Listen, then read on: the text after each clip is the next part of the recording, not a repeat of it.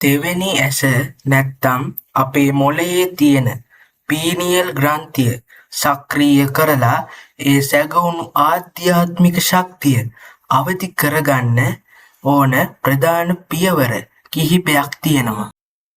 පළමුවෙනි පියවර තමයි සිත එකඟ කර ගැනීම.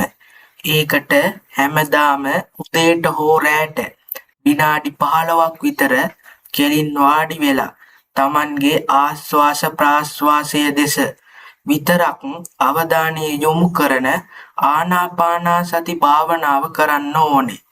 සිත දුවන එක නතර වෙලා එක තැනක තැම්පත් වෙද්දි තමයි මේ ශක්තිය මතුවෙන්න පටන් ගන්නෙ. දෙවැනි පියවර තමයි දෙබැම මැදට අවධානය යොමු කිරීම. ඇස් වහගෙන ඉන්න ගමන් තමන්ගේ මුළු සිහියම නළල මැද, ඒ කියන්නේ දෙබැම එකතු වෙන ස්ථානයට මදක් ඉහළ තියෙන ආඥා චක්‍රය දෙසට හරවන්න ඕනේ. දිනපතා මේක පුරුදු කරද්දී කාලයත් එක්ක ඒ හරියෙන් ලොකු තෙරපීමක්, චලනයක් හෝ රස්නයක් දැනෙන්න පටන් ගන්නවා. ඒ කියන්නේ ඒ ශක්ති කේන්ද්‍රය අවදි වේගෙන එනවා කියන එකයි.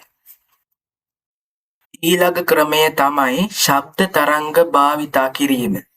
භාවනා කරන ගමන් ඕම් කියන මන්ත්‍රය ගැඹුරින් ගායනා කරද්දී ඇතිවන කම්පනය කෙලින්ම බලපාන්නේ අපේ නළල සහ හිස ප්‍රදේශයටයි. ඒ වගේම අන්තර්ජාලයේ තියෙන 936 හර්ට්ස් වැනි සුවිශේෂී සංඛ්‍යාතයන් සහිත ආධ්‍යාත්මික ශබ්ද තරංගවලට සමන් දීමෙන් මේ පීනියල් ග්‍රන්ථිය ඉක්මනින් උත්තේජනය කරන්න පුළුවන්. අන්තිම වැදගත්ම දේ තමයි ශරීරය ඇතුළතින් පිරිසිදු කිරීම. අපි ගන්න කෘත්‍රිම ආහාර සහ වතුරේ තියෙන ෆ්ලෝරයිඩ් නිසා මේ ග්‍රන්ථිය ගල් වෙනවා. ඒ නිසා හැකිතාක් ස්වාභාවික ආහාර ගැනීමත් උදෑසන හිරු එළිය ශරීරයට ලබා ගැනීමත් මේ ඇස අවදි කරගන්න අත්‍යවශ්‍යම සාධක වෙනවා. නමුත් මතක තබා ගන්න මේක බලහත්කාරයෙන් එක රැයකින් කරන්න ගියොත් දැඩි හිස රදය වගේ සෞඛ්‍ය ගැටලු ඇති වෙන්න පුළුවන්. ඒ නිසා ඉවසීමෙන් සහ ක්‍රමවත්ව පුහුණු වීම තමයි වැදගත් වෙන්නේ.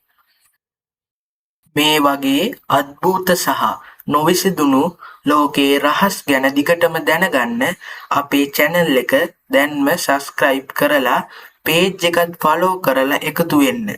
ඔබේ අදහසත් පල්ලෙහායින් comment කරන්න අමතක කරන්න එපා.